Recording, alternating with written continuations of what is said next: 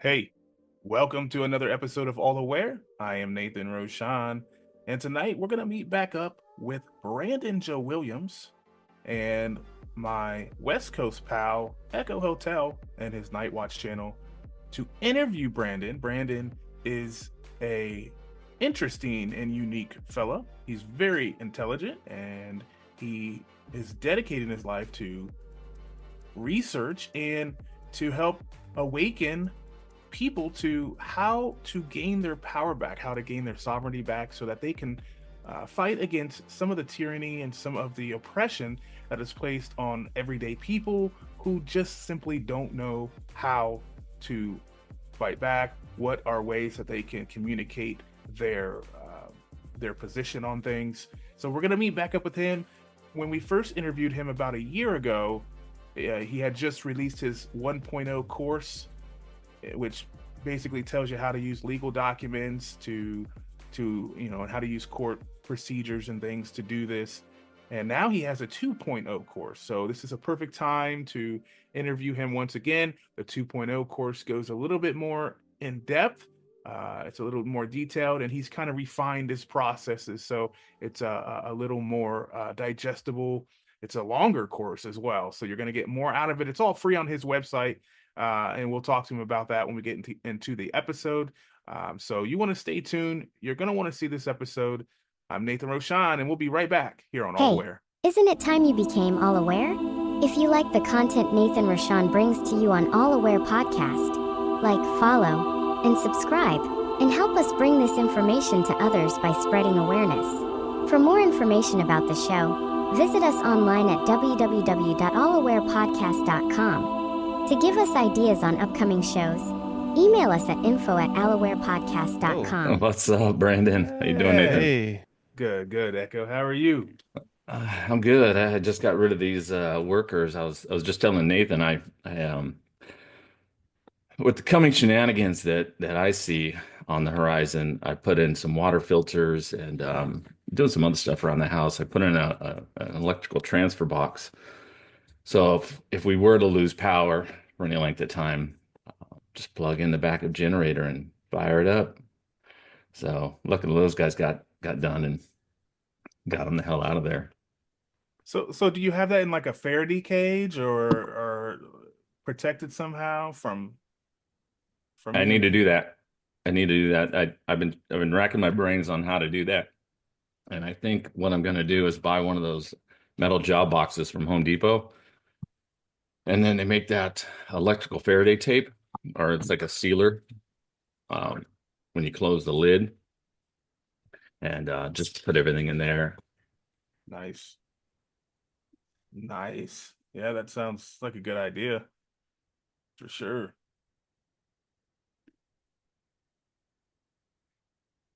Oh, did we lose you? Oh, he must have dipped out. Oh, No, sorry, man. My son, oh. he's asking me questions. Doesn't need to be on the podcast. So Gotcha. Brandon, what's going on, brother? Hi guys. Hello, hello.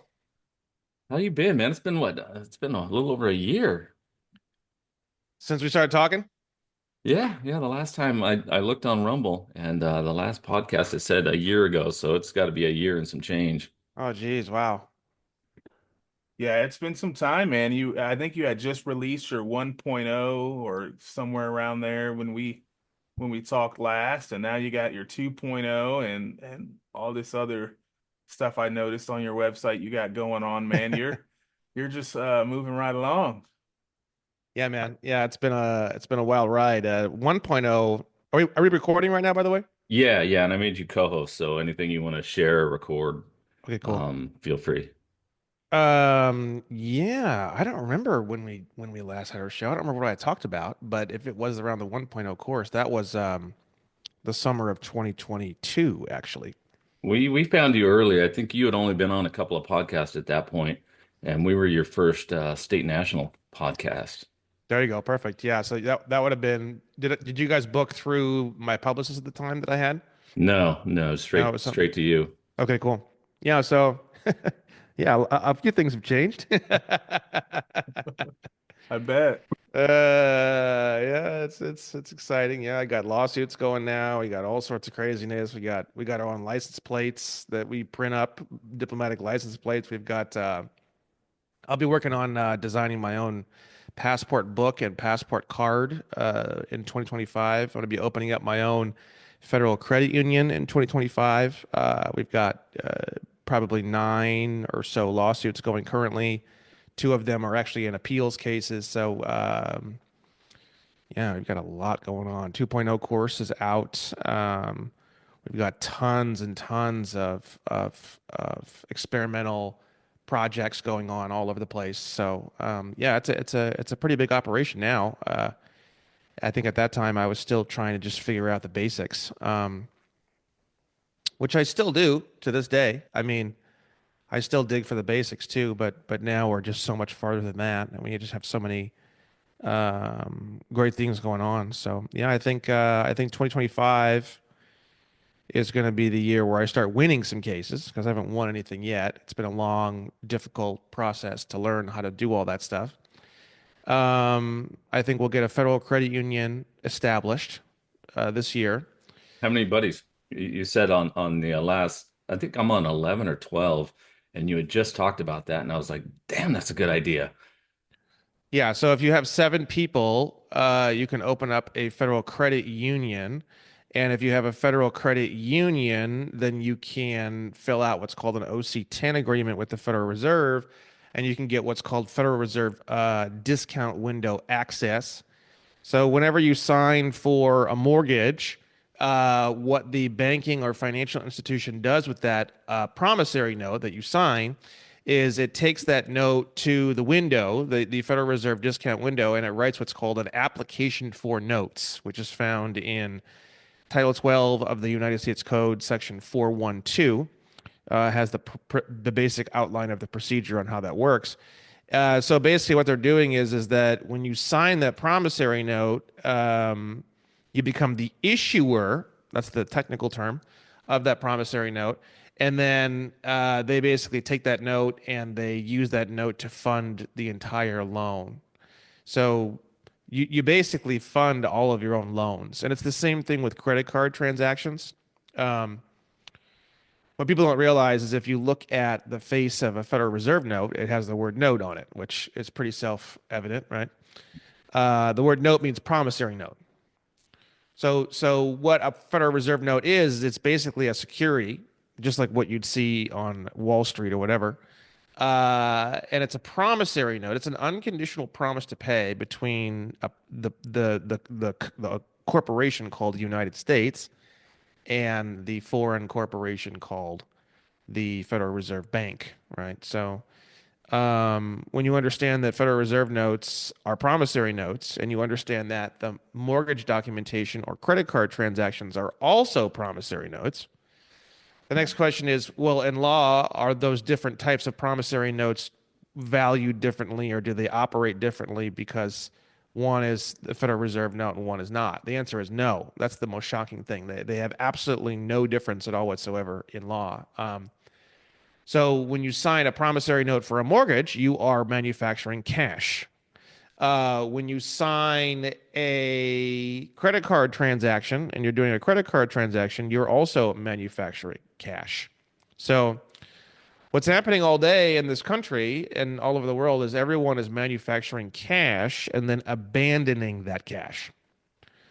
And when you understand how negotiable instruments work and you understand how securities work, there's an area of law called Uniform Commercial Code Article 3, which talks about negotiation. It talks about a lot of things, but it talks about negotiation.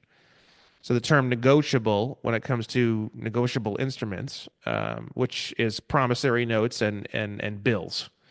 So there's 2 types of negotiable instrument. There's notes and there's bills, just to keep it really simple, right? So another shocking thing that really shocks people is the bills that you get are also cash. So bills are cash, notes are cash, credit card transactions are cash, and you can actually even look up.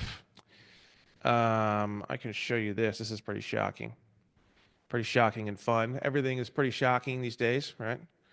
But if we go to my website here, and I were to show you a file here, there's one thing that's pretty shocking. This is a That's awesome. Beach full of pickles.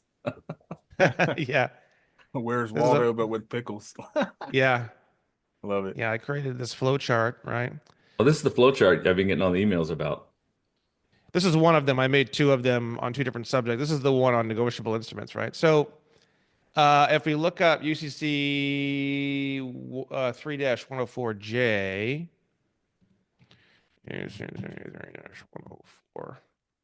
3-104J, this is pretty shocking, right? Remember back in the day, we used to hear about these things called CDs or certificates of deposit, where those special bank accounts Yeah. where you could Yep. deposit in there and it would be like a savings account and you'd get like 6% interest on it, right? Yeah. Hmm. Well, there's another definition of certificate of deposit, and it's an instrument containing an acknowledgement by a bank that a sum of money has been received by the bank, and it's a promise by the bank to repay that sum of money. Mm. A certificate of deposit is a note of the bank. So what happens is when you create a um, this is why whenever you go to any like restaurant or anything, or when you buy anything or whatever, like they have internal policies that state that you have to be given a receipt whenever there's a credit card transaction. The reason why is because the receipt in a credit card transaction is actually a certificate of deposit. The receipt is actually a promissory note where the bank is promising to pay you back the promissory note that you just manufactured. Mm. So Interesting. basically everything is cash.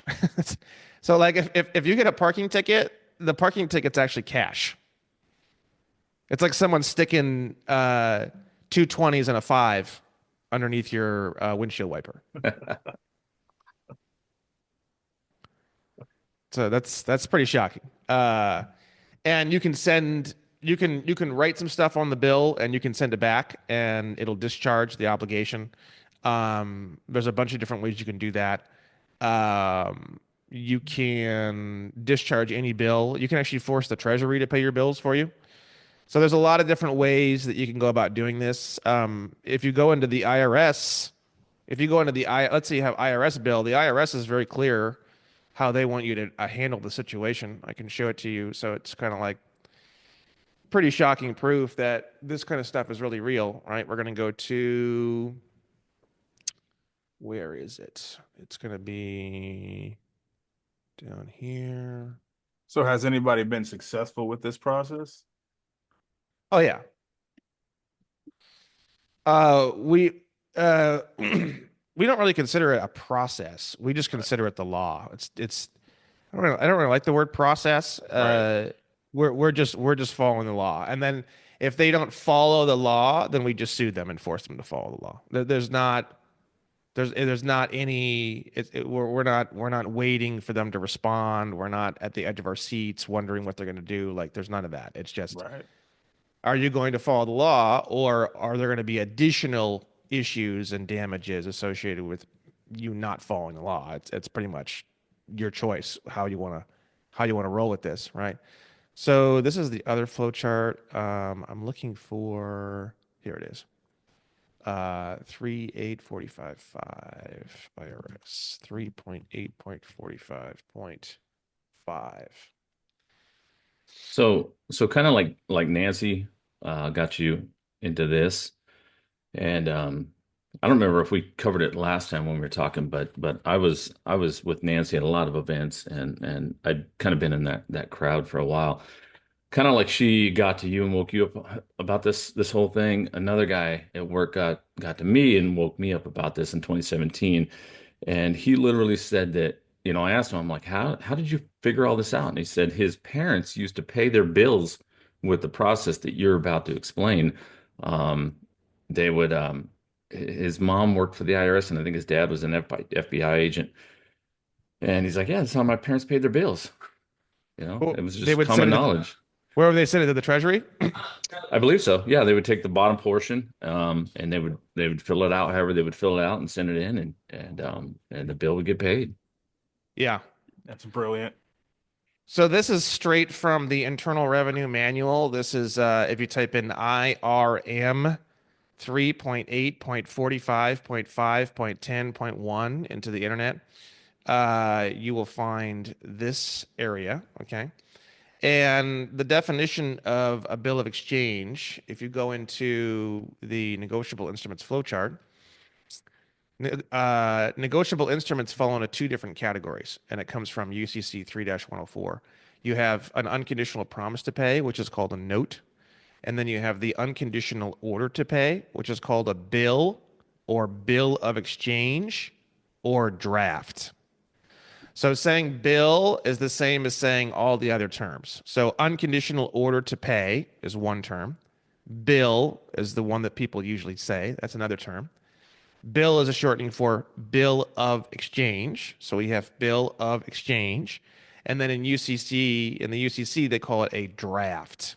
They don't really use the term bill or bill of exchange, right? So all four of those terms mean the same thing, right? So when they say here, if a bill of exchange or registered bill of exchange is received from a taxpayer authorizing the campus to settle their account through Fedwire, send everything to the following address. And it's the Department of the Treasury Office of the Executive Secretary.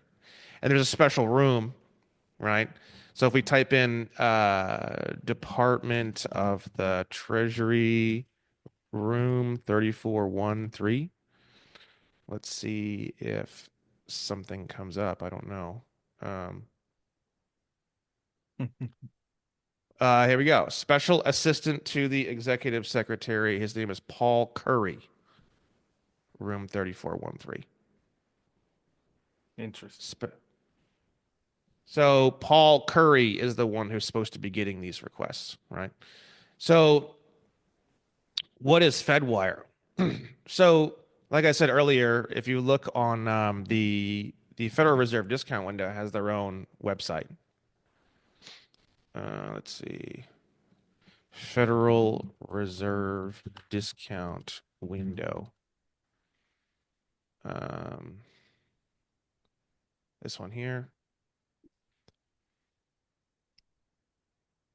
So this is the rates for the discount, meaning like when they go to the window with your promissory note for your mortgage or whatever, and you get it, and they're going to swap it for Federal Reserve notes. They have the rates right here. You guys have heard that before, like Fed rates and stuff like that, right? Yeah.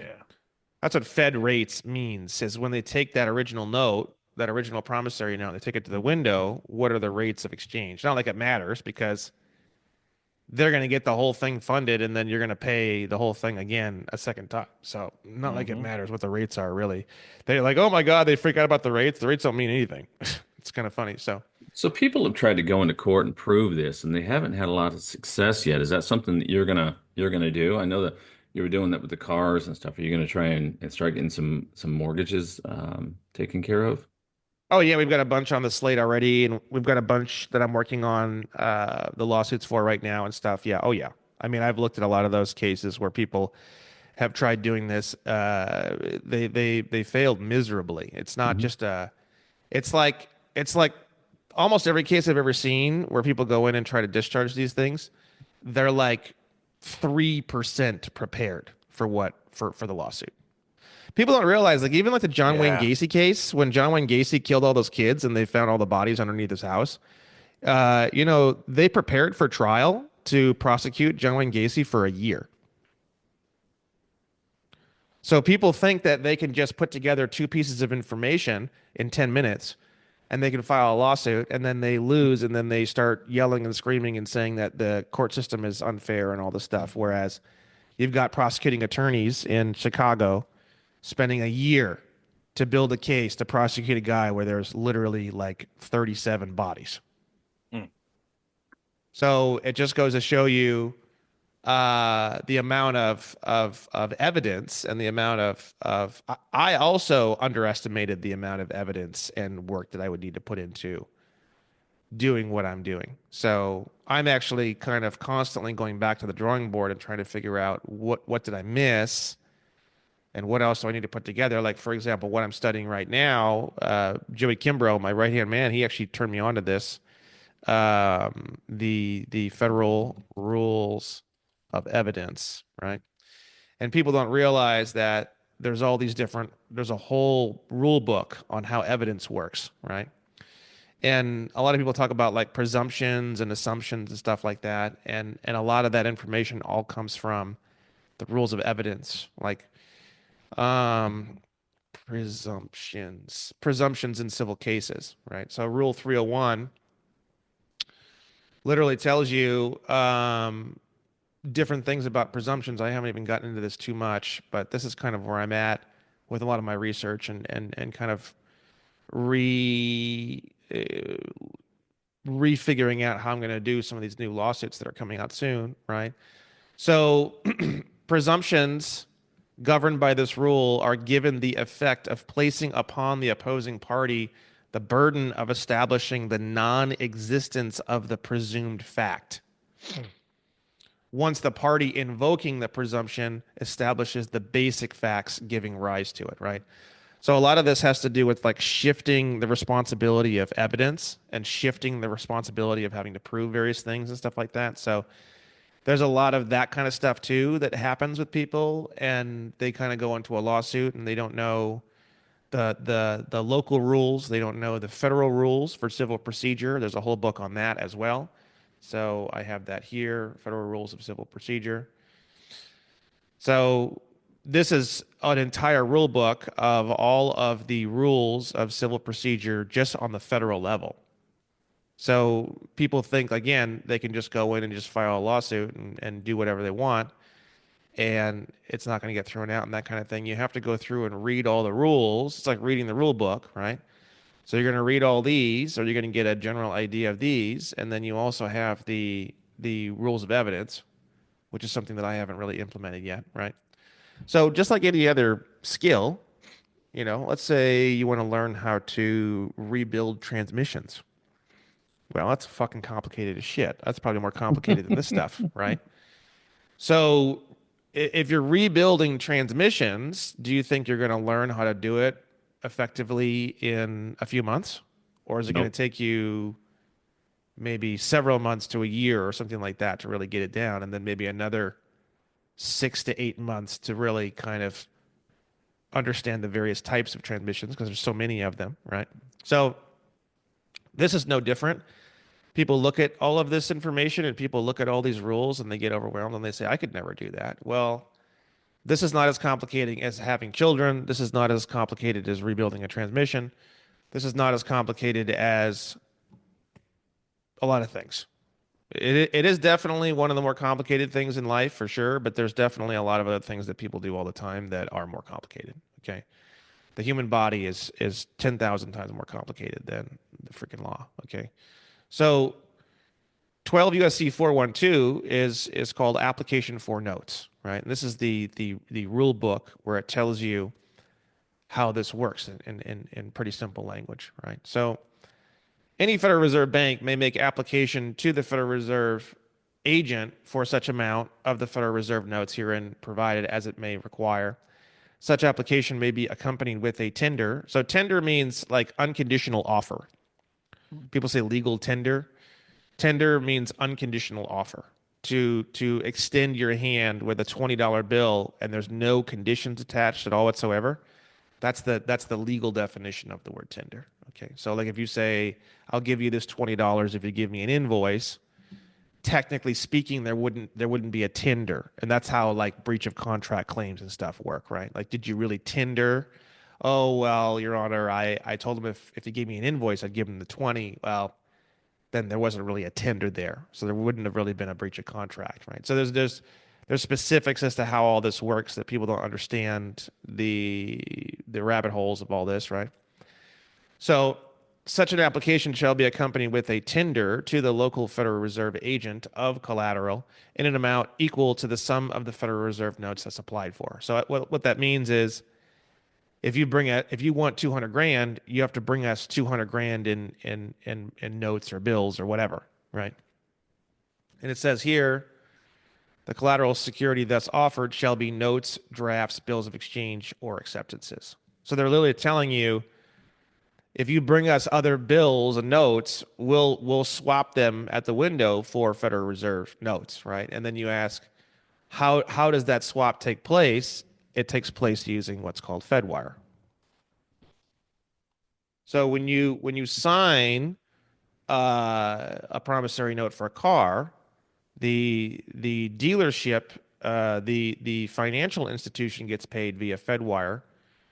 Fedwire, the Federal Reserve sends the funds back to the financing company using Fedwire, and then the financing company wires the cash over to the car dealership, right? So now that you've looked at all that, now this is going to make more sense. If a bill of exchange or registered bill of exchange is received from a taxpayer authorizing the campus to settle their account using Fedwire.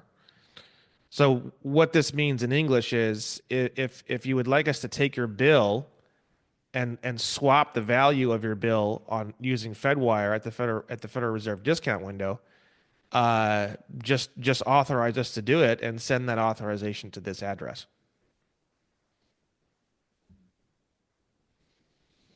That's basically it. So how are people having such success with cars then? Um, I've followed some of the stuff that you've been putting out, and I see all the people that are having success with it. Is anybody getting them repoed, or are they coming back later and telling them, "Hey, we need you to come back down here, and we need you to pay for this or give it back," or what's going on with the car situation? We get a lot of mixed stuff. All the above plus a lot of we have people who call in and there's no account.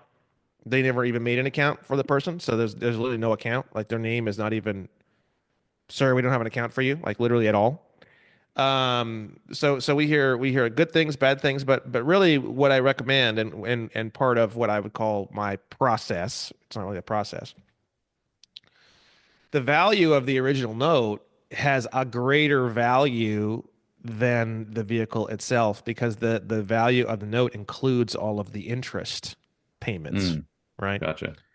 So what I tell people to do is that you need to follow up with the financial institution and you need to ensure that the additional value above and beyond the value of the vehicle that was part of the value of the original note is actually returned to you.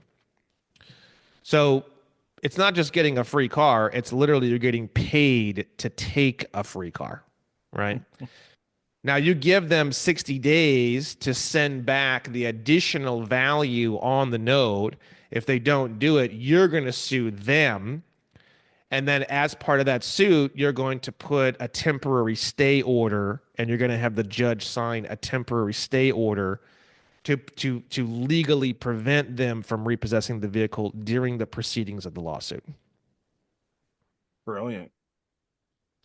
So now in the lawsuit, you're going to get paid all the additional value of the note that you're entitled to. And then now, because they didn't perform, you're also going to be asking for damages as well. So again, like I said, a lot of people think that my platform is about getting free cars. No.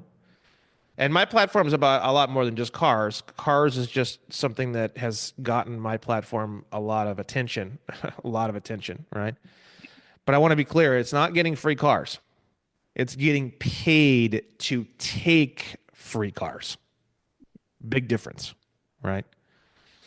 So people go, "Oh, Brandon, he's the free car guy." I'm not the free car guy. I'm the guy who teaches people and is trying to standardize the process of getting paid to take free cars. And then from there, it's going to be getting paid to take free land. And then from there, it's going to be getting paid to take free homes that are on land. And then from there, it's going to be getting paid to take planes and stuff like that. So that's kind of like the trajectory of where I'm trying to go with this. So Y- basically, y- you're trying to make people understand they're the creditors and Correct. yeah, reestablish that connection as being the ones with the actual authority. Correct. Exactly. Very cool. So when you started this whole thing, even from 1.0, it seems like you kind of went down the same path that Nathan and I went down, where we focused on the state national stuff, on actually getting free from all the bullshit first. Yeah. And then once you're free from the bullshit, then you can venture out into the money part of it. So your course is kind of the first I've had to even look into the money part of it, because I've done all the paperwork. I've done the UCCs, I've sent the affidavits, I've done the passports, all that stuff's done. So now that's why I'm really interested in. I'm glad we went down this avenue, because I'm really interested in the lawsuit part of it. I Yeah. don't remember if we covered or talked about last time what happened to me, but I've got a federal lawsuit that I need to file against two BLM agents. Um, so the BLM agents, it's not Black Lives Matter, It's which the Bureau of Land it's Management. Bureau of Land Management. Yeah. People get that messed up all the time. And they operate down in by Slowjamistan, Yeah. Yeah. which I drive by all the time. But Nathan, I just literally took Nathan down to Mexico. We were down for the Baja 1000, and we were coming back, and I was like, "Hey, there's Slowjamistan." Yeah, I Yeah. got to see the fence and everything, man. It was great. Yeah, you guys should come for an event. There's events usually at the near October, kind of near the end of the year. So That'd be Huh. awesome. yeah, Every time I've driven by, there's nothing going on out there. And I asked somebody one time, and they said, "Oh yeah, they do all kinds of freaky shit out there." And I'm like, "Yeah, that's right up my alley." yeah. There's events. There's an event. Usually on October. There's an event. It was what, November when we went down there? Yeah, yeah, it was Yeah. mid-November. But Yeah. yeah, these two BLM agents, I was out in the sand dunes, and they woke me up in the middle of the night, banging on my camper door, and um, hey, you need to come out, and you need to, we need to talk to you. And literally, I walk out there, I'm barefoot. I'm thinking, okay, I won't need any shoes or anything. And they're like, he quoted some bullshit statute, and there's like six people in the whole desert, and he's like, he's like, unattended campfire. I looked down, I'm like, are you out of your fucking mind? We're in the middle of the sand dunes. What's gonna burn? And it wasn't even a campfire at that point. It was a couple of red embers, and so they escalated that to a permit. Then they escalated that to firearms. And it was like, then I found out later, after I'd done the administration process on these guys, and of course they never answer. They can't. Um, got them in default. The one agent was a trainee, so this whole thing was just to tune somebody up and teach a trainee how to do the same, just essentially how to fuck with people. So I've been, this is over a year ago, and so when I got through, I think the first three or four of your courses, in part two, you had said that your goal is by the time this is over to have people suing people, and that's exactly where I'm going is with Yeah. that. So I can't wait to get through the rest of it. Like I said, I think I'm on 11 or 12 right now. Litigation is the last module of the 2.0 course. You're about ready to move into the financial module, which we go through UCC Article 3 line by line, section by section through the whole entire article. I just did that first one, so it was like 11 or 12, something like that. Yeah, and then after those, that's when we start the litigation section. Okay. And going through what you just showed us, you're right. A lot of people will not go into the lawsuit process because it's intimidating. If you don't know what you're doing, that's pretty intimidating. You're gonna have to go in there and talk to a judge and get in front of people and speak and whatnot. So I'm looking forward to that part of the course Yeah, for the reason sure. why I'm so into it and the reason why I'm so invested in it, and the reason why I went in this direction is I just don't see any other option. Hmm. And I've been asking people every once in a while, someone will come along and they'll say, Brandon's full of shit and all this, and Brandon this and that, and the litigation and the courts are all fucking, blah blah blah, devil worship, blah blah. And they go on this long. I'm just like, okay, what other options do we have? I mean, and they never have an answer. They don't have an answer. I don't think there is an option B. I think litigation is uncomfortable, but I don't. It's like being pregnant and saying birth is uncomfortable. Okay, uh, great. Sorry, I don't know. That's how it feels to me. It's like, okay, what there are none of the other options. So whining and crying about it isn't really going to get us anywhere. It's like there's a big fucking pile, there's a big ass mess outside. Like, oh man, this is going to be, boy, this really sucks. This mess really sucks. Well, what other options do we have besides just clean up the mess? There's a bunch of garbage bags exploded in the backyard. You gonna go back there with a Miller High Life and sit down in a lawn chair and talk about how difficult it's gonna be to clean up the mess, or do you just go out there with another bag and bend over and pick up the cans? And I don't see any other Yeah, option. That's my point. there is And, no and other I, option. and I think if people thought of it that way, rather than complaining and moaning about it and then not doing anything about it, maybe you could complain and moan about it while you're doing it. I mean, I think it's like dad, out back cleaning up a fucking garbage bag that exploded. He's kind of like cursing the kids and all this, but what is he doing? He's doing it. He's cleaning it up. So it's sort of like, that's kind of how I look at it. I complain, I guess, every now and then, maybe a little bit. I pretty much enjoy the process, but the thing is that I just don't see any other option. And the thing is that when you become an excellent litigator, there's nothing you can't do. No one can mess with you. You can't do nothing. You can get anybody to do anything you want. It's pretty badass. It's like superhero level shit, like for real. Mhm. So I like to share that mentality with people, and I hope that my material gets a lot of people in that same frame of mind. It's not going to happen overnight. You're learning a professional skill, just like welding, just like rebuilding transmissions, just like selling. I spent 10 years in sales and marketing, you know. I didn't get really good until I was in for like probably, 10, 11, 12 years of like solid every single day. And then I started getting really fucking good at it. So, getting decently good at litigation in a couple of years is actually a fantastic time, actually, if you think about it.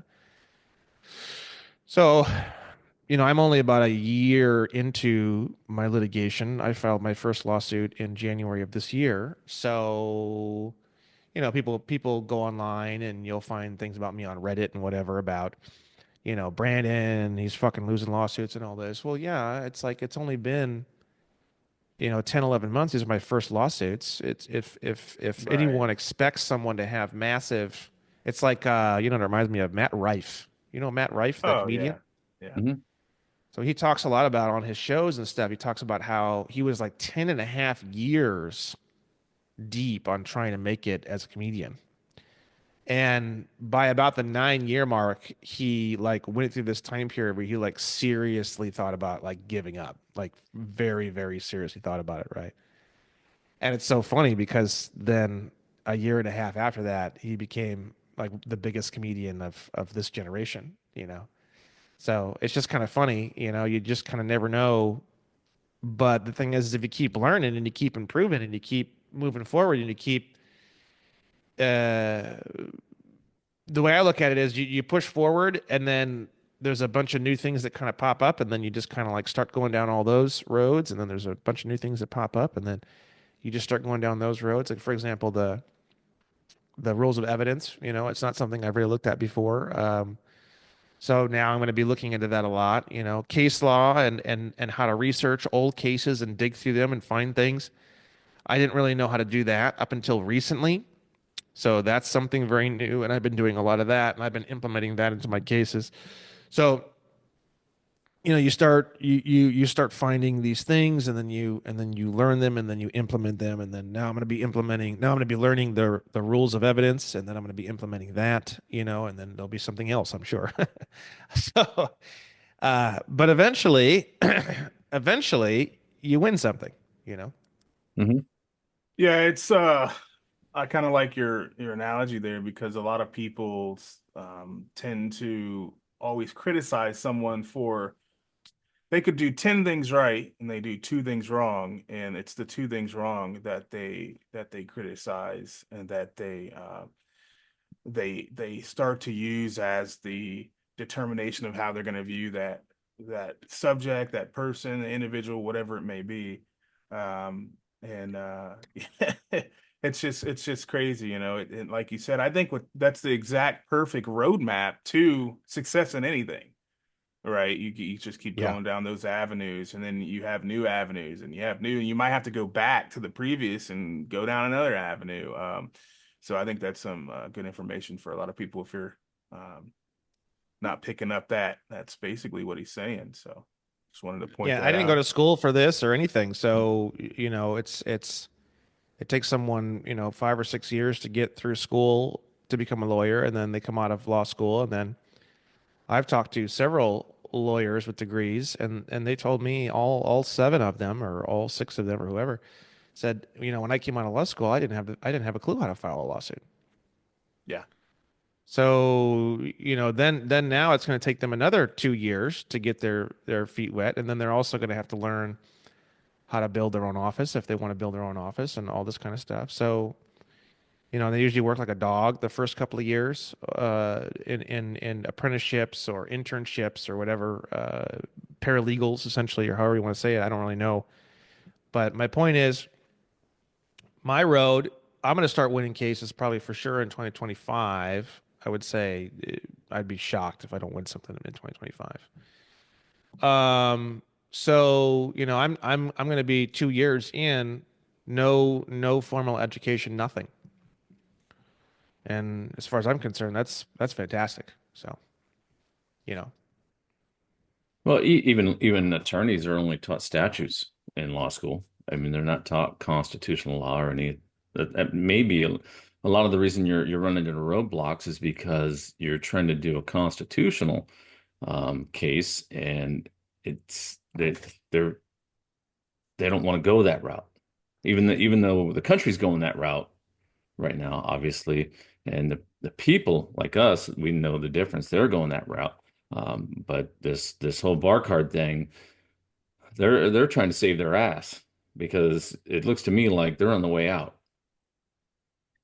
Yeah. yeah, I don't do constitutional stuff. I do a lot of statutory stuff too. I do kind of everything. You know, my problem is procedural.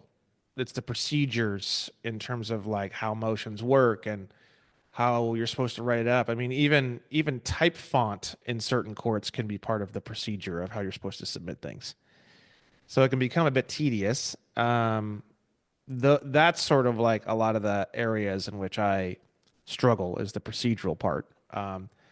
Just because I find it overly complicated, tedious, and annoying. Not all of it, but just some of it, right? Yeah, of course. Yeah. And then yeah, the bar card thing. Yeah, I think people are waking up to the fact that this whole bar card thing is a bit odd and that they're not these wonderful suit wearing people that really care for all of us like people had thought. And the idea that someone can present themselves in court is also becoming much more prevalent. For example, um, 90% that I read something, it was like between 2016 and 2020, 90% of all pro se cases, meaning cases where the individual files a lawsuit by themselves with no lawyer, 90% of them were by people who were actively incarcerated. So only 10% of the overall pro se cases were by non-incarcerated people, just normal people like me and you, Wow, right? that's heavy. So it's like 7,700 cases between 2016 and 2020. That's all per year. Only 7,500 cases are filed by non-prisoner pro se litigants, right? So, And there are um, probably other attorneys. and they could also be, yeah, they could also be. That's a correct. I never thought about that. Yeah, they could also be attorneys themselves, who of which are filing pro se on behalf of themselves, and it's Yeah. not even like, yeah, it's a good point. I didn't even think of that. So what I think would be a pretty powerful situation, pretty powerful shock to the system, and kind of a wonderful way to actually fix the problem is to get everyone in that category. No bar card, just you in there, following the rules, following the local rules of civil procedure, following the federal rules of civil procedure if you're in a federal case, learning the rules of evidence, and becoming a professional litigator. Through the rules of litigation, it's like becoming a master of Monopoly. You read the rules, and then you're doing crazy shit in the game that people are like, "That's bullshit. You can't do that." And then you just open the rule book and you say, "No, it says I can do it right here." You say it's the same idea. It's the same idea, right? So, um, I'm having a blast with it. I'm having a lot of fun. So I think that, and I think what you said earlier is really important. It starts with your own personal stuff. Starts with your passport. Starts with your opening up private irrevocable foreign trusts. It starts with moving all your trusts, all your, getting rid of all your corporations, getting rid of your personal accounts, moving everything into trusts, getting the passport set up, ideally Yes. getting rid of your driver's license. There's a lot of things that you can do to set yourself up to be like very protected and very invulnerable, right? And I didn't get real cocky and start suing government agencies and stuff until I had all that stuff squared away myself. So I Right. understand that. Yeah. Right. Yeah, it's funny. It's funny you talked about the driver's license there. I didn't have the option of giving the driver's license up like you did because I have a commercial license and I was working for a logistics company. So what I did, and this is only in California, I think Nathan tried to do it in Texas and they gave him some flack about it. But in California, I went back in to the DMV and my license was up for renewal anyways. So it wasn't like I had to redo anything, but I I renewed it with a new form and I checked no to US citizen. And then on the signature line, I thought this is where they were going to give me a bunch of shit. I signed and put a full reservation of rights on the signature line with a care of on the address as a non-US citizen, and they didn't give a shit. They could care less, So Wow. both the driver's license and the ID card are have been done now, non-US citizen and full reservation of rights. I haven't been pulled over in years um, because as a state national, we try to self-govern, and self-govern means stay out of trouble. Don't don't get pulled over. Don't be doing donuts in the middle of the street and causing problems. So I haven't really had to test that part of it, but it's done. And along with the passport, that was a big thing. It seemed like I was good at the passport. I did the passport three different times, and by the fourth time, I was able to do it without the social, and um, Nice. that's that's a huge uh, win when you can do it without the social and get that done. It takes 4 or 5 months to do it, and it's pretty much the same process that you went over. We all started, I think we all started at the Colonel. Copper What's his moonshine Yeah. name? sales. Yeah. Yeah, Yeah, copper Copper Moonshine moonshine. Stills. Yeah. I had him on my show. I don't know if you guys saw that. Did you really? No. Yeah. I haven't seen that. When did you Uh, do that? Because I've emailed him and talked to him, but I've never really It thought took about me getting him on like the 9 show. months to get him on the show, because he was doing some medical stuff and stuff. And then there was I finally got him on the show, and his microphone sounded awful. And I was like, oh, Colonel, I was like, is there any way you can do this or do that? He looks around and he goes, nope. And it was kind of like his reaction was sort of like, hey, take it or leave it, motherfucker. It was kind of like, so I shot the show. I tried to get the audio as best I could. It's pretty bad. It's not. It could definitely be worse. On a scale from 1 to 10, it's like a 3, maybe a 3.5. The audio. So what I did was I did a bunch of post production stuff. I never do any post production, but on this one I was like, I'm definitely doing some post production. So I tried to make it sound a little bit better. And then I manually went through the captions for the Gotcha. whole fucking show. I So know like how rough that can be. at Wow. the very end of the show, I was just so irritated and so hungry that I said fuck it. Like the last like 6 minutes is like not edited. But the whole rest of the whole thing, all the way to the very end, is all the captions were hand edited, and yeah, it's on my YouTube channel.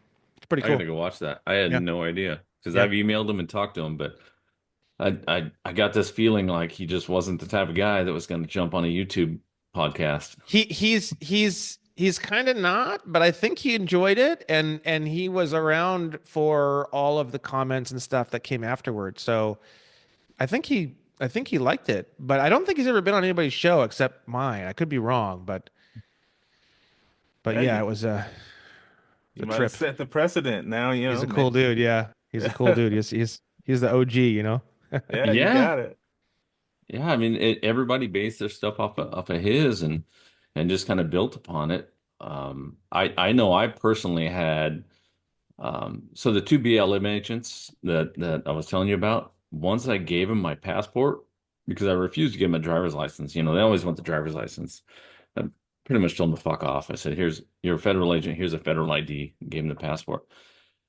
And they went and ran it, and all of a sudden it was like they came running up to me and were like, "Hey, sorry for the inconvenience. Have a nice night," and fucking vanished. So Yeah. it works, you know, at some level on the back wherever they get their information from. It does work if you do it right.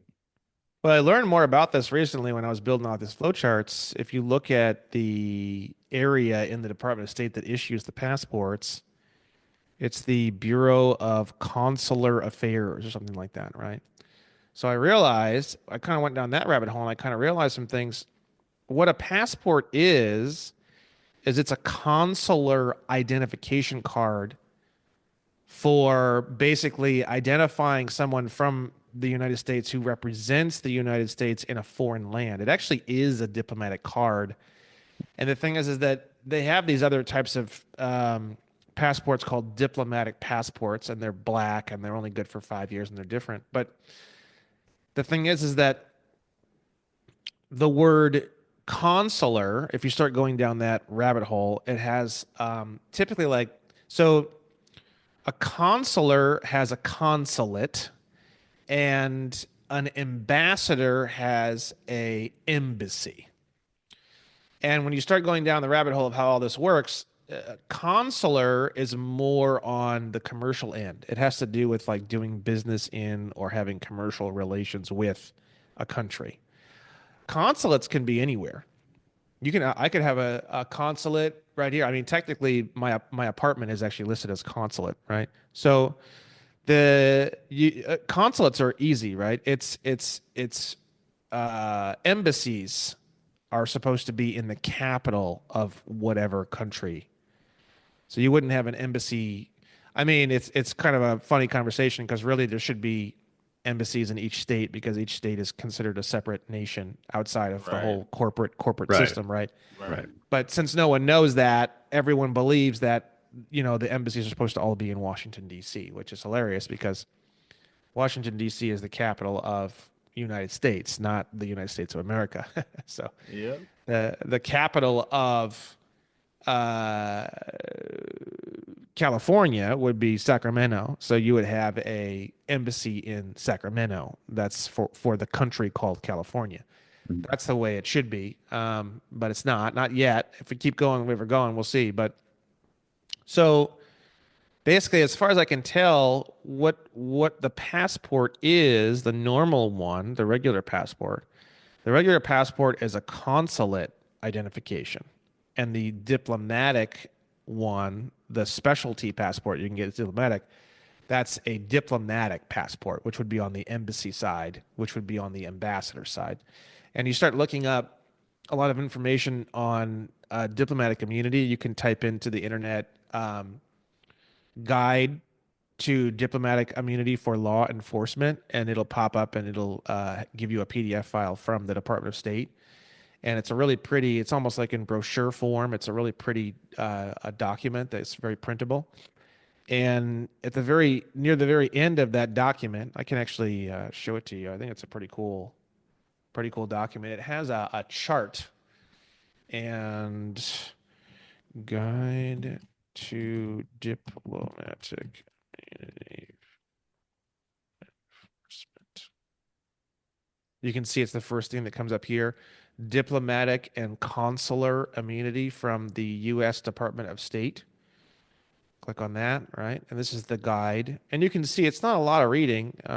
There's a lot of like big gaps and pretty words and stuff. So it's just not really that much to read, actually. It's very little to read, actually. But if you go all the way down to the bottom of this thing, to Appendix C, this is like a really simple breakdown of the various types of immunity that they have. And you can see here you have international organizations, diplomatic, consular, and then I don't know what this is, Tecro, Tico. I would need to look into that a little bit more. But you have, can they be arrested or detained? And then can you enter their residence subject to ordinary procedures? And you'll see the diplomats have the highest level of protection. So an ambassador would be this category here, a diplomatic agent. No to arrested or detained, and no to enter residence subject to ordinary procedures, right? And if you go down, the no here has a subtext 1. So if we go down to the note here and look at what it says here, reasonable constraints, however, may be applied in emergency circumstances, including self-defense, public safety, or the prevention of serious criminal acts, right? So I believe now at this point in my research, I think what's happening is the normal passport is actually a consular identification card. And I think the special diplomatic passport is the diplomatic section. But all the protections that a consular has, you have from just a normal passport. The problem is that people think that the only time you ever need your passport is when you're traveling internationally. And then it gets even more complicated because if you travel internationally on a private jet, you don't need to use a passport. So why is that, right? So you also have the people are like, oh well, why do we need a passport to travel, and why you don't? The thing is, you actually don't. If you get yourself a private jet or rent a private jet, you don't need a passport. So there's also that too, right? Depending on the situation. But my point is, there's a whole rabbit hole on that too, right? Right. So consular. Can a counselor be career counselor officers? I don't know what that means. Career consular officers. Can they be arrested or detained? No, except in the case of a felony and pursuant to a warrant. So people think, oh, I have rights. You can't arrest me. Well, if you present them with your passport, then yeah, you do have your rights. You know what I mean? It's right here, right? Yep. And then you have, can you enter their premises? Yes, subsection 4. So what's 4 say? Right. Note that consular residences are sometimes located within the official consular premises. In such cases, only the official office space is protected from police entry. So if you turn your apartment into a consulate, police can't enter it anymore legally, which is basically what I've done. I haven't fully informed everybody about the fact that my apartment's a consulate. I've done like a couple basic steps, but I plan on doing more with that this next year because we're going to be making our own passports and stuff like that. So Yeah, I watched your State National show with State Nationals Rock, and they were talking about, or you were talking about how Slojamistan has their own passports, and that you were gonna start doing that here pretty right here, soon. Oh, that's fucking awesome. Nice. check it out. Check it out. Full reservation of rights, baby. In a pickle uniform. That's right. How does he do that, or how are you going to get that done? He's actually gonna, well, I'm not gonna hold him to it, but he told me he would help me make mine. So I'm hoping he's still willing to do that. We haven't talked in a while. He wanted to get rolling. He's like, let's fucking go, blah blah blah. And I was like, no, dude, I can't do that yet. I need it until next year, please God. So, um, but we talked on the phone and we were working out the deets, and he told me he's like, yeah, it took me a long time to get everything together and to get the designs and get everything together, and I've got everything together now, so I can give you kind of like a whole turnkey operation. Um, so yeah, I'm gonna be looking more into that this year. I haven't even reached out to him yet. I'm kind of in the middle of just finishing that one flow chart, and then I have to. There's a lot of new discoveries that came out of it, so I have to go and do a ton of rewriting. I'm gonna rewrite like every document and like every website and like everything from based off that flow chart, because the flow charts that we've made recently have been pretty mind blowing, and there's a lot of huge breakthroughs that have come through that, right? Mhm. So yeah, like I said, I'll probably get into that next year, I think, for sure. I mean, that looks pretty legit. And I know that you had said on that State National Rock show that some people have tried to use it for travel. Other people haven't. I don't know how much success they've had, but it looks like a pretty legit passport. Yeah. Yeah, I want to make cards, just like the cards that you can get from the Department of State. I want to make cards too, because I want to have books and cards. So I want the card to look just like I can show you, let me share the screen again. If we go back to the consular immunity guide, right? They have pictures of the uh, license plates from the Department of State, and these are the same license plates that we make here. We actually just tell the we have an explanatory statement, and we literally just tell the Department of State right in the explanatory statement that we are going to be printing plates that look just like their plates, essentially. So are these the DOT plates you're talking about that you talked about in one of the episodes, or is this your own plate separate from the So DOT? it looks similar to theirs, but we were working with a company called Plate Speedy Signs, and you can go in there and you can kind of like design your own plate and stuff like that. We were using the Department of State seal, and the Department of State didn't like that. They issued a cease and desist order to Speedy Signs. So I Hmm. created my own Department of State symbol using my coat of arms, right? This is the one on the screen here. And then now, so these are the plates that we print up with that Department of State symbol. So what kind of success have you had with that, with your own plates?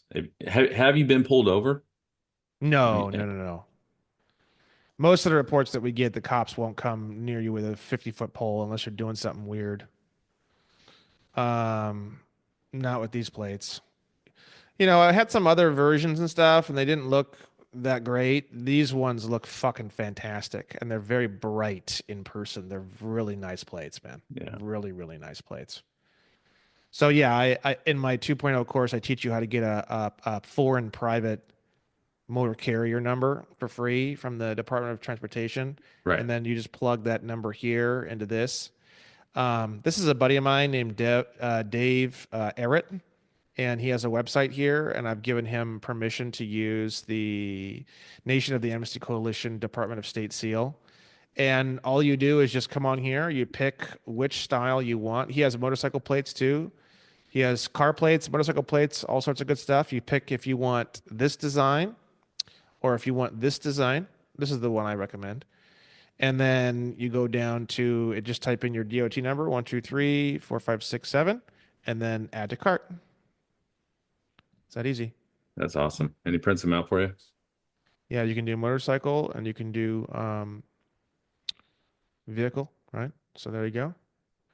And add to cart, and that's it. It's really simple, right? So, um, what I want to do is I want to make where was that thing at? Over here.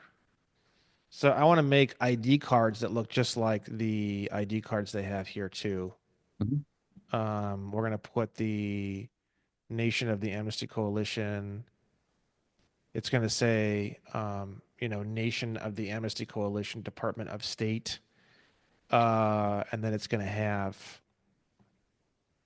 an identification card, something like this, or maybe we'll just do it just like the passport, American passport card.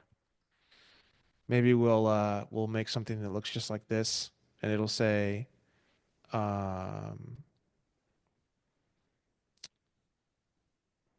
it'll say this is the one like very much what I have. You have one of these too, right? Yes. Yeah. Yeah. Yeah. So mine's going to be, the background is going to have it'll be different. I'll probably design some sort of background or something, and then it'll say, you know, Nation of the Amnesty Coalition passport card, and then it'll say nationality, whatever the nationality is for the person, surname, passport number, date of birth, given names, place of birth, issued on, expires on. So it's all the same information, and then it'll have the photo here, just like what he did with this.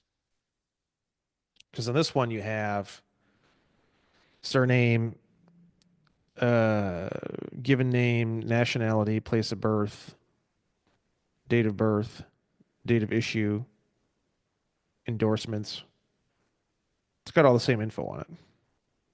So since you brought this up, one of your shows, I think it was like 4 or 5. It was the passport show. You started talking about the stars. Yeah, And for years now, I've told people that the stars are bullshit. They mean something, but they don't mean the 5-star passport. That rumor will not go away. It's like it just keeps popping up. I got to the point where I won't even comment on some of the social media sites anymore. Um, and the closest thing that I could even get to figuring out what it was, because people have done FOIA requests on that, and they won't answer the FOIA request. But there was what was it? It was a Civil War era where there was 5 districts after the Civil War, and the stars represented one of those districts. And so I was born in Louisiana, so that Louisiana was District 3 after either 3 or 4 after the Civil War. And my passport, if I haven't looked at it in a while, but I think it's a 4-star passport. And so that lined up with that way of thinking that, okay, Louisiana was District 4, and I got 4 stars on my passport. Now I've done the passport 3, 4 different times until I finally got it right and was able to do it without the social. It had 4 stars before when it was just nothing, just doing it the regular way, and it's got 4 stars now. yeah. So, and I've met people that have 5 stars that haven't done a fucking thing, that they don't even know what we're talking about when we're doing this stuff. So, have you learned anything else on what you think the stars are, or No, I agree with you. I don't think it means what we used to think it meant. So I removed that in the 2.0 course. I talk about how I just really don't think that it means what we had previously thought that it meant. And also, uh, people talk about a 1 and a 2 star. For people who are actually doing these processes and getting their passports, I've never seen a 1 or a 2 star. It's always 3, 4, or 5. Yeah. yeah. Mine is 3. It's always 3, 4, or 5. So the thing is that people say, oh, it's 1 through 5 system. I don't think it is a 1 through 5 system. I've never seen a 1 or a 2. I've only seen threes, fours, and fives. So you also have that. And then you also have the fact that I've had a million reports of intense police reaction, kind of like what you're talking about that you experienced when you whipped that bad boy out for people who have 3-star passports.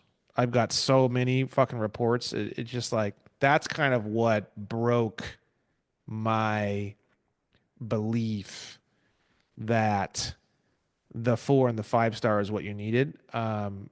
I couldn't even tell you how many reports I've got of 3 stars being treated with the full diplomatic immunity you'll see with somebody who we used to think would only get 4 or 5 star treatment. So yeah, I don't. That's evidence. It doesn't. I mean, evidence trumps assumptions. you know. So that's evidence. I have reports out the fucking wazoo about that. So yeah, it just can't be true. It just can't be. It's impossible. Can you remember one or two of those examples that we could give to people? I mean, you can just go through my comment sections and stuff now at this point and just say, Yeah. hey, but I mean, yeah, I mean, there's videos that I've talked about. There's a guy, I forget his name. It's like Geowad Awakened Healer or something like that. I forget his Is that name. video 8?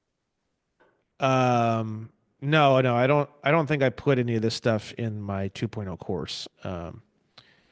But the thing is, you can find videos on this now. You can find a lot of stuff on this now, and you'll find videos where guys are giving passports out and then getting that treatment, and it's 3 stars.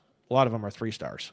Yeah, I'm not denying it because I have had experiences myself. I just didn't know if you had anything that you remembered somebody specifically ta saying that was a huge thing where it's like obviously, I mean, I've had stuff at the border where they've left me alone at the airport. I had a Ohio State Patrol agent officer pull me over and I gave it to her and she came back and gave me a ticket, but said get on your way. Didn't ask me to sign or anything like that. And then I fought that later in court. So there's definitely things happening. I guess for my personal knowledge, I just wanted to see what other kind of stories were being told out there about it. Yeah, Yep. So video 8, the traffic stop, the where you interviewed that guy. yeah, I watched that, dude, and I just cringed the whole way through.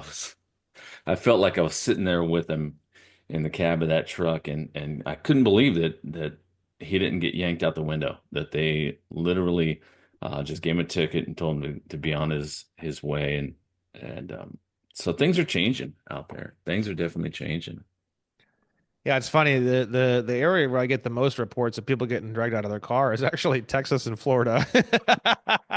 Yeah. To be to be honest with you, I don't think Yeah. the old boys don't play no games. In California, I mean the cops, I mean, they don't do anything anywhere. I mean, I actually had a Thanksgiving dinner with a family who was a friend of mine, a friendsgiving kind of a thing on my end, and it was a bunch of cops there in the family, and they were like, "Oh man, we can't even get fucking recruits." Because the mayors blame us for everything, and then the people don't like us. So we get the shit end of the stick from both directions. Um, so yeah, it's a whole different world out here. Out here, you don't know. I think a lot of people don't realize what they might be missing when they go to some place like California where the cops really can't do anything with anybody really at all. You have stores getting robbed and nobody does anything. So it can go kind of in that direction too, and people don't think about that. And then you have places like Texas where I get a lot of reports of just smash that window and do whatever Yep. they're gonna do. You know what I mean? They do. They So, do not give a shit.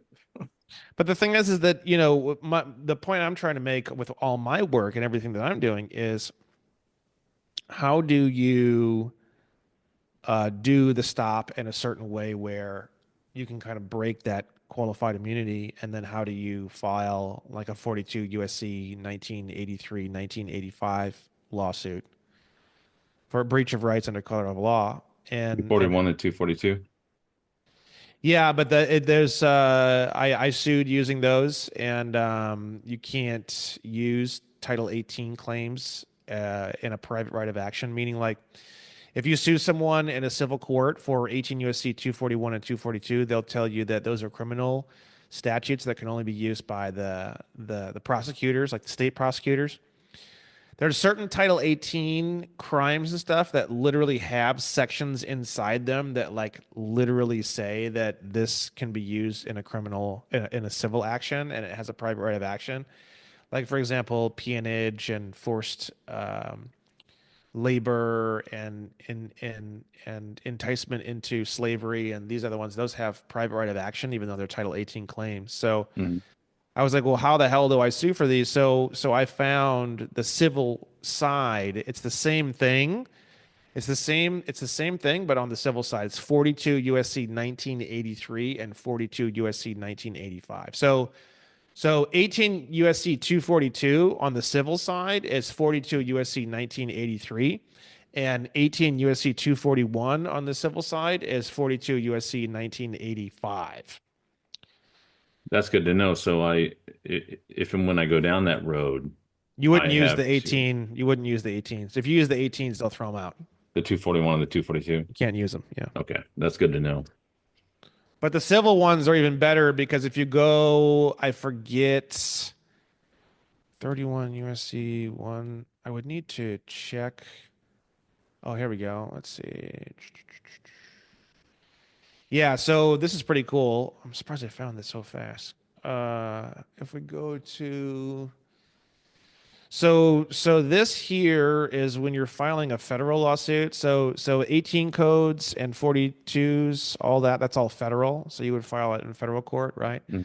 So this is the jurisdiction section, 28 USC chapter 85.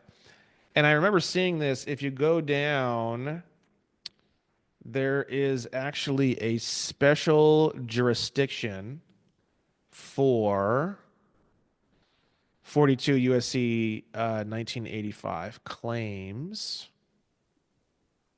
Let's see here. I remember seeing like a special, if you look through here, these are all the different jurisdictional rules in terms of how you get jurisdiction, right? Like this is the one that people use most often, federal question, right? Um, the district court shall have original jurisdiction of all civil actions arising under the Constitution, laws, or treaties of the United States, right? And I'm trying to see here. There's one that I found where they talk about how federal courts actually have what's called um, extraterritorial jurisdiction, which is a really interesting type of jurisdiction when you have a 42 USC 1985 claim, which is the same as a 241 claim. It's the conspiracy. It's the conspiracy claim. Right. I'm not seeing it here rapidly. I would need to dig through all these again, but let's see. Pretty fascinating. It's pretty fascinating. So the 42 USC 1985, in my opinion, is even better than 18 USC 241 anyways.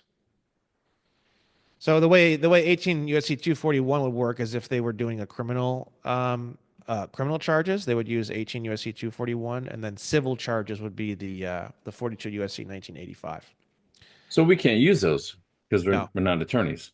And what's cool is that no, it's not. It would need to be a state prosecutor. It's like the 18 code 8 Title 18 is like pretty much only for like state prosecutors or federal prosecutors. It's for the government to use in criminal usages. It's not for civil. Civil is like financial damages, right? So there's also another one, 42 USC 1986, which is pretty cool. So 1986 is basically where if there was conspiracy to deprive you of your rights under color of law. So basically, if there was a 241 charge and there was anybody else that knew about it that could have done something to stop it from occurring, they become accomplices in the conspiracy charge, the 1985 charge. So the 42 stuff is actually better than the 18s in a lot of ways too. So I mean, you can't use the 18s in civil court anyway. So the penalties seemed really low when I looked at the penalties for the 241 and 242 um, claims as well, and that's the one that does list jail time for them. Yeah, So that's on the criminal end. If you go to 42 USC 1985, it says let's see here.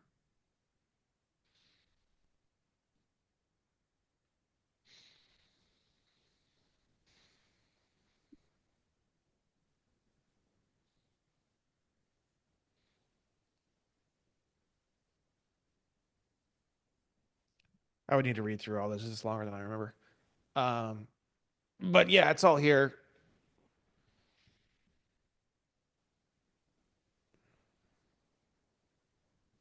I mean, you can ask for whatever you want. That's kind of the whole point of a civil court. I mean, you but you've put already gone through that, and they tossed it out. no, I didn't do so I didn't do a civil rights.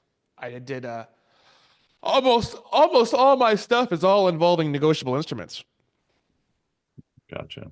So that's basically everything I've done is negotiable instruments. I haven't done anything outside of negotiable instruments at all. And I don't really plan on it. I mean, if I need to, I can. I'm willing to, but I'm gonna be suing Amex and all three of the credit reporting agencies for putting negative reports on my credit score. So with that, that's kind of a little bit outside of negotiable instruments. I mean, it's involving the subject of negotiable instruments, but it's a reporting situation specifically. So that's going to be like discrimination.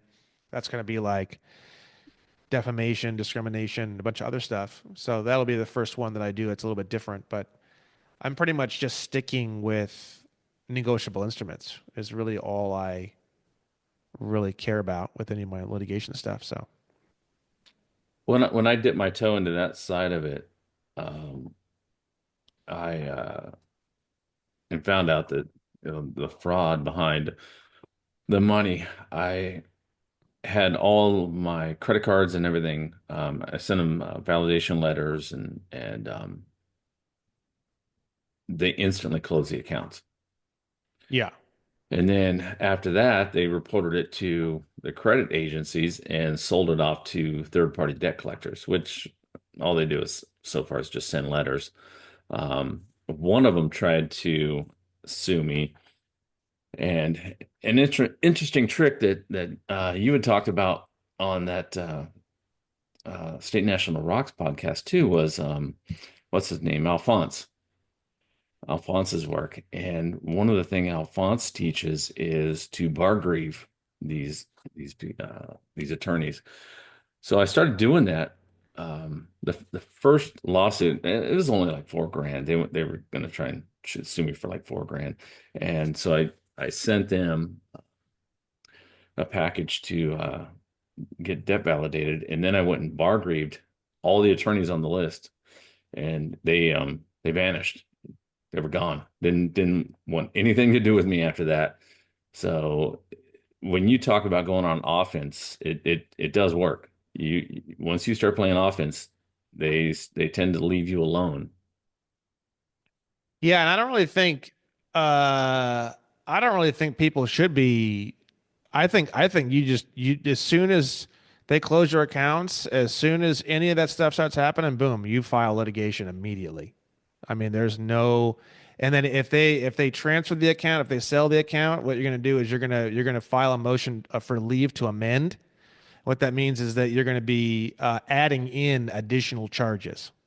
So you Okay. file an motion for leave to amend, and then the judge will approve that typically, especially if there's new things that need to get added, and you just add more shit into the case. And then they do more stupid shit. You file a motion for leave to amend. You get all that evidence, you plug all that in, all new charges, everything, and you just keep building that case bigger and nastier and gnarlier.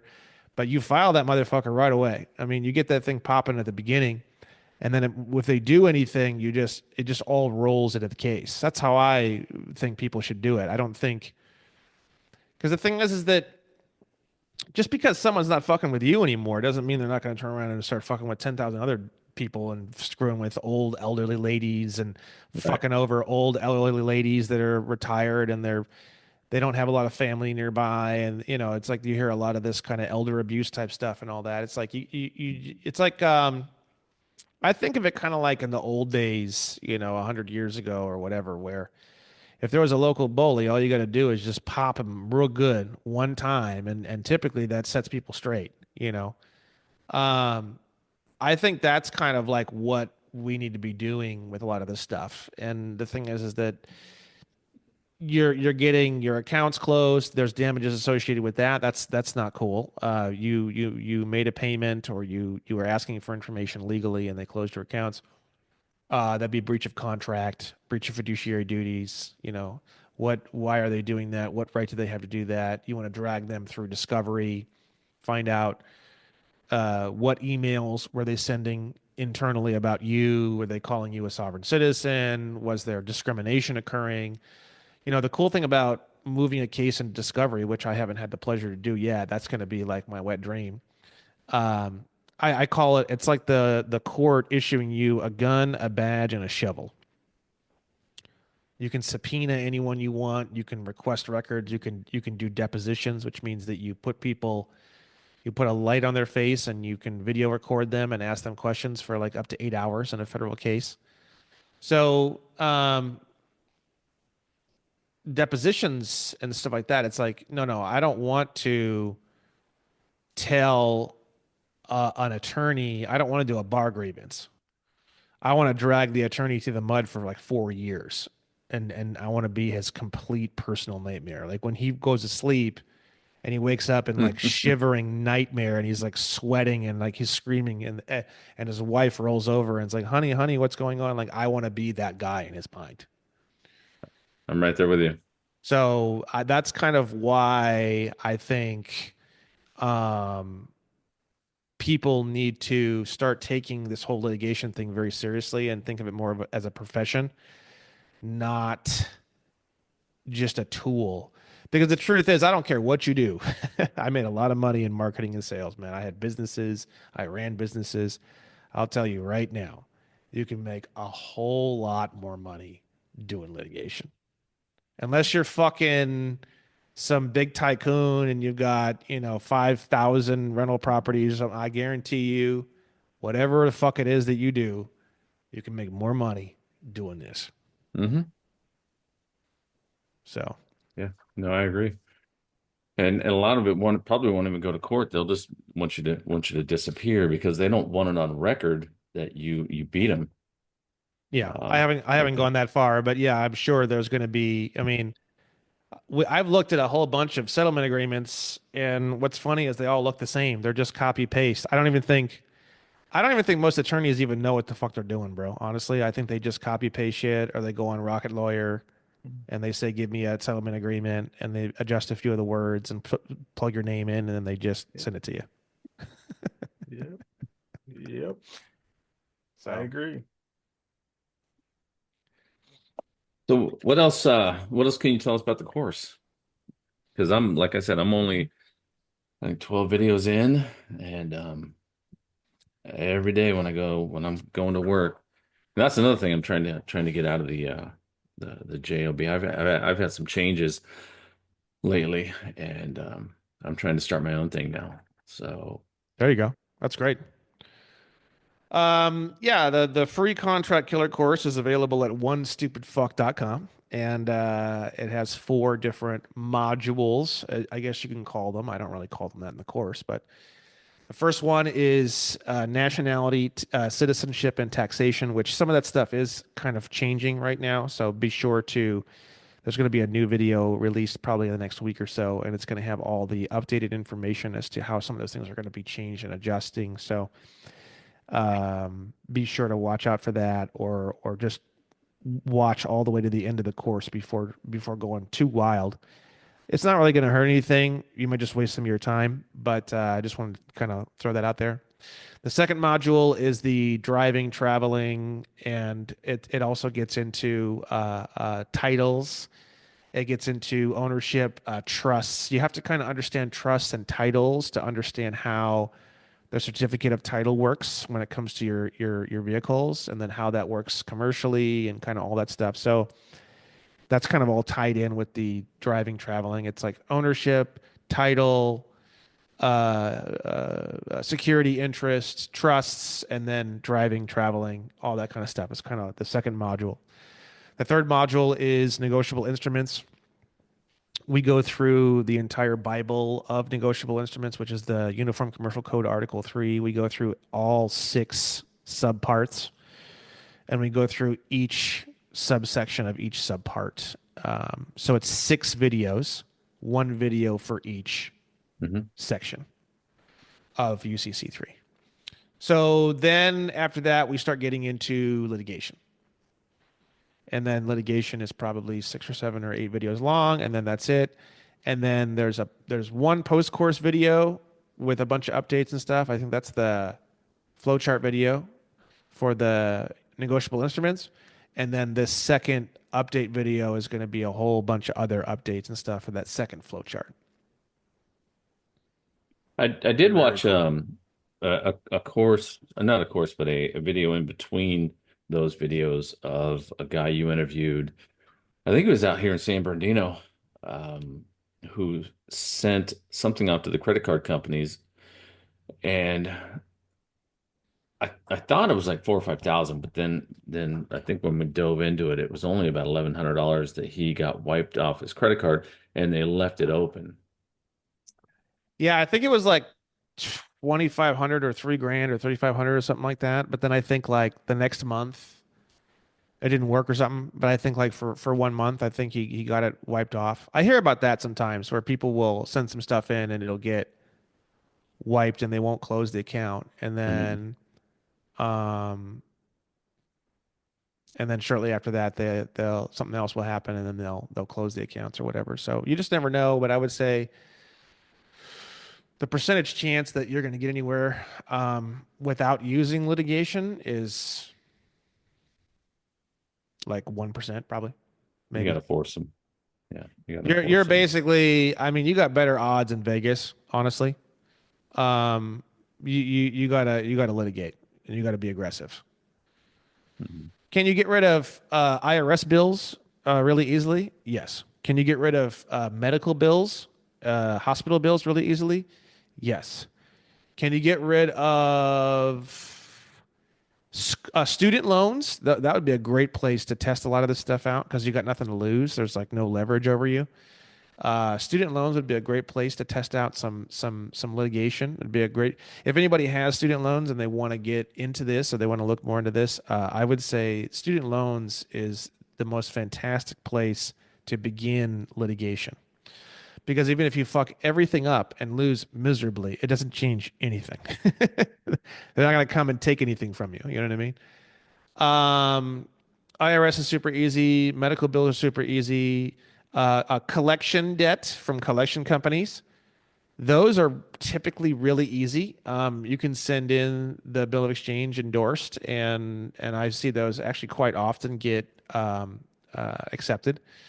It's credit cards, mortgages, loans, business loans, car loans. That's where I'm talking about this 1% success rate. The Yeah. big ones. IRS is super easy. IRS is like 100% success rate. Medical bills, I mean, I have never really dove into it too much, but just from like the reports, random reports and stuff, it's very high, very, very high percentage, very easy to do. Collections companies coming after you for collections. That's also seems like a very high percentage of acceptance. That's it. Those are the only areas of where it's easy. For example, the FTB in California, which is state tax, it's not, I don't think it's going to be easy. I think it's going to be not. I think there's a maybe a 50-50 chance that they would do something with you send something. I think there's a little bit of a better chance with something like the FTB, but I would definitely just plan for litigation. Um, Nathan, you got a roll? Yeah, I gotta hop off here, man. You guys are, welcome to continue. I appreciate you guys having me on, and I gotta take care of some stuff. It's a little later out this way, so. Brandon, if you have a few minutes, I would love to talk to you about the FTB Sure, and yeah, I can stay on it for a little bit longer. a couple other things. See you, Nathan. Thank you for joining us. Yeah. Thanks, guys. And you guys have a good day. You All too, right, man. thanks, All Nathan. right, man. Thanks.